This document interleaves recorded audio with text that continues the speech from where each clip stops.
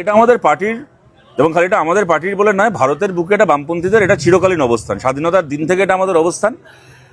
ওপার বাংলা থেকে আসা, এবং ওপার বাংলা বলতেও খারাপ লাগে, কারণ বাস্তবতা হচ্ছে ইতিহাস যা ছিল যেটা একটা অখণ্ড দেশ ছিল। যাই হোক, তারপর পার্টিশন হয়েছে, যা কিছু হয়েছে হয়েছে, কিন্তু উদ্বাস্তু যে মানুষ এসছেন আমাদের দেশে ওপার বাংলা থেকে বিভিন্ন কারণে, ধর্মীয় কারণে অত্যাচারিত হয়ে বা আরও কারণে যারা এপারে আসতে বাধ্য হয়েছেন, তাদেরকে নিঃশর্ত ভারতের নাগরিকত্ব দিতে হবে। এই অবস্থান আমাদের চিরকাল ছিল, 70-এর দশকেও ছিল, 90-এর দশকেও ছিল, আজকেও আমাদের একই অবস্থান আছে। যারা মাঝখানে কোনোদিন উদ্বাস্তু আন্দোলনে ছিল না, যারা কোনোদিন উদ্বাস্তু মানুষের জন্য কোনো ভূমিকা নেয়নি, উদ্বাস্তু আন্দোলনের, বাংলার বুকে উদ্বাস্তু আন্দোলন, কলোনি গড়ে ওঠার আন্দোলনের যে ইতিহাসের বই আছে, তার পাতা, সে বইগুলোকে উল্টো করে ঝাড়লেও একটা পাতা থেকে যাদের একটা নাম পড়বে না, আজকে তারা মাঝে বিভিন্ন রাজনীতি করেছে, সে তারা করেছে তাদের ব্যাপার, কিন্তু এই স্ট্যান্ড আমাদের চিরকাল ছিল, আছে এবং থাকবে যে ওপার বাংলা থেকে আসা প্রত্যেকজন শরণার্থী মানুষকে, প্রত্যেকজন উদ্বাস্তু মানুষকে বিনা শর্তে ভারতের নাগরিকত্ব দিতে হবে। কিন্তু শান্তনু ঠাকুররা তো বলছে যে নিঃশর্ত যদি দিতে যাওয়া হয় তাহলে এখানে উগ্রবাদীরা ঢুকে যাবে, সেই কারণেই তারা নিঃশর্তভাবে কোনোভাবে নাগরিকত্ব সম্ভব নয়, সেটা বারবার করে তারা বলছে। দেখুন, ওপার বাংলা থেকে আসা একজন শরণার্থীকে যদি ওনার এখন উগ্রবাদী বলে সন্দেহ করতে ইচ্ছে করে, তাহলে উনি করুন, কিন্তু সেটা ওনার রাজনীতি। কিন্তু ওনার এই বক্তব্যটা ওনার দলের বক্তব্য কিনা আমরা জানি না, কিন্তু আমি ওনাকে নিয়ে কি বলবো। একটা সময় যখন সিএর পক্ষে বিপক্ষে অনেক বিক্ষোভ ইত্যাদি চলছিল, ওনাকে বলতে শুনেছিলাম যেদিন ভারতের সিএ লাগু হবে সেদিন সবার আগে আমি লাইনে দাঁড়িয়ে সিএ এর ফর্ম ফিল আপ করবো। আজকে পর্যন্ত তো উনি সেই ফর্ম ফিল আপ করেছেন বলে শুনিনি, ওনার করার কথাও না। কিন্তু একটা সময় তো উনি এই বলেই সিএকে প্রমোট করেছিলেন, জাস্টিফাই করেছিলেন যে সবার আগে আমি লাইনে দাঁড়িয়ে ফর্ম ফিল আপ করবো। অসীম সরকার মহাশয়কে বলতে শুনতাম যে যেদিন সিএ লাগু হবে আমি সবার আগে সিএ এর ফর্ম ফিল আপ করবো। মাঝখান থেকে যেটা হয়েছে, সিএ এর ফর্ম ফিল আপ করানোর নাম করে ওই 170 টাকা 175 টাকা করে ক্যাম্প করে করে লোকের থেকে নিয়ে তারপরে সেই ক্যাম্পের আর সেই রসিদের কি পরিণতি হয়েছে আমরা দেখছি। হরিয়ানা একটা রাজ্য যেখানে বিজেপির সরকার রয়েছে, শান্তনু ঠাকুর মহাশয়ের সই করা সার্টিফিকেট, মতুয়া কার্ড শান্তনু ঠাকুর মহাশয়ের সই করা, আমরা দেখেছি সেই কার্ড মাটিতে পড়ে আছে, সেটার উপর হরিয়ানার পুলিশের বুটের ছাপ, বিজেপি সরকারের পুলিশের বুটের ছাপ। আর যে মানুষের কাছে এই মতুয়া কার্ড ছিল, সেই মানুষকে হরিয়ানার পুলিশ চ্যাঙ্গোলা করে হচ্ছে বাংলাদেশের নাগরিক বলে, আমাদের দেশে ইনফিল্ট্রেটার বলে, তাকে চ্যাঙ্গোলা করে কাঁধে করে নিয়ে গিয়ে ডিটেনশন ক্যাম্পে ঢুকিয়ে দিয়েছে হরিয়ানা। এই জিনিস আমরা দেখেছি। শান্তনু ঠাকুরের সই করা কার্ড মাটিতে পড়ে আছে, তার উপর দিয়ে পুলিশ সেটাকে মারিয়ে বিজেপির পুলিশ চলে গেছে। সুতরাং এই যে রাজনীতি হচ্ছে, এটা অত্যন্ত জঘন্য রাজনীতি হচ্ছে। দেখুন, 34 বছর আমরাও সরকার চালিয়েছি এখানে, তার আগে পরে বাংলায় উদ্বাস্তু আন্দোলনের বামপন্থীদের একটা ইতিহাস রয়েছে, কিন্তু কোনোদিন কেউ কল্পনা করতে পারতো না, না মতুয়া আন্দোলনকে, না ঠাকুরবাড়িকে, তার এই যে একটা গৌরবের ঐতিহ্য, সেটাকে রাজনীতির জন্য, দলাদলির জন্য এরকমভাবে টুকরো টুকরো করা হবে।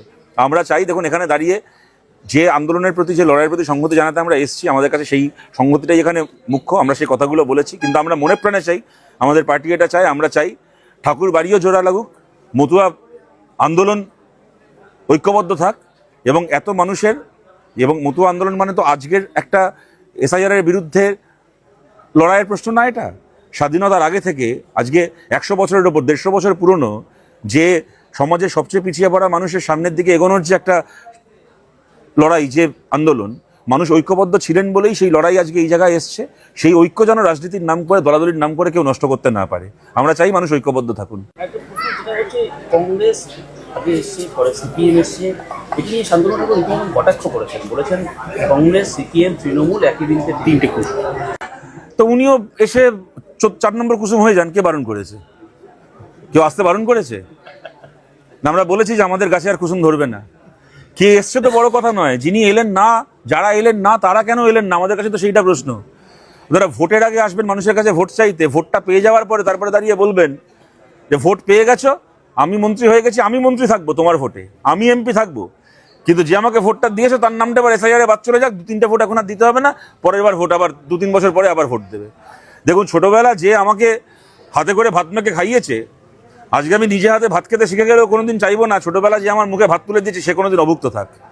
এটাই সাধারণ মানুষের ধর্ম। আমি জানি না কি করে কেউ একথা বলতে পারেন, যার ভোটে আমি এমপি হলাম, যার ভোটে আমি মন্ত্রী হলাম, আমি এমপি থাকবো, আমি মন্ত্রী থাকবো, কিন্তু তোমার ভোটটা থাকবে না। আরেকটা বিষয় হচ্ছে, তৃণমূলের পক্ষ থেকে এসআইআর এর বিরুদ্ধে পথে নেমেছেন মুখ্যমন্ত্রী অভিষেক, কিন্তু এখানে যখন আন্দোলন হচ্ছে, আজকে 7 দিন পারতে চললো, এখনো পর্যন্ত তৃণমূলের প্রতিনিধি দল এখানে আসেনি বা তাদের কোনো সেই অর্থে দেখা যায়নি। মতুয়ারাই বলছে, যারা দেখুন আশাটা উচিত ছিল, আমরা আশা করি, দেখুন আমরা আশা করি ওনারা আসবেন, আসা উচিত ছিল, বহু আগে আসা উচিত ছিল। কারণ দেখুন এখানে এই এতজন মানুষ আজকে না খেয়ে আছেন, অনশন করছেন, অসুস্থ হয়ে পড়ছেন, এবং সত্যি সত্যি তারা যে দাবিটা করছেন রাজনৈতিকভাবে তো তৃণমূল এই দাবির বিরোধী নয় আমরা যতদূর জানি। যদিও এটাকে নিয়েও এখন বলতে চাইলে অনেক কথা বলা হয়ে যায়, যে 2003 সালের আইনের জন্য আজকে এই সর্বনাশটা হয়েছে, সেই 2003 সালের আইনটা হয়েছিল বাজপেয়ী মমতা বন্দ্যোপাধ্যায়ের মন্ত্রিসভার আইন। সেটা আজকে দেখুন, আমি ছোটবেলা পশ্চিমবাংলায় যে বাংলায় আমি বড় হয়েছি, এবং এটা আমার ধারণা আমার প্রজন্মের যারা এই কথাটা শুনছেন সবার অভিজ্ঞতার সাথে আমার অভিজ্ঞতাটা মিলবে। আমরা ছোট থেকে যখন বড় হয়েছি এ কথা বলতে শুনতাম আমাদের মাটিতে দাঁড়িয়ে একজন নেত্রীকেই, যে ভারতের বা পশ্চিমবাংলার ভোটার লিস্টটা খালি ভারতবাসীদেরকে নিয়ে নয়, পশ্চিমবাংলার ভোটার লিস্টে প্রচুর বাংলাদেশি রয়েছে। এই কথাটা কিন্তু পশ্চিমবাংলার মাটিতে দাঁড়িয়ে কোনোদিন জ্যোতি বসুকেও বলতে শুনিনি, কোনোদিন প্রণব মুখার্জিকেও বলতে শুনিনি, কাউকে বলতে শুনিনি, একজনকেই বলতে শুনেছি, আপনারা জানেন কাকে বলতে শুনেছি।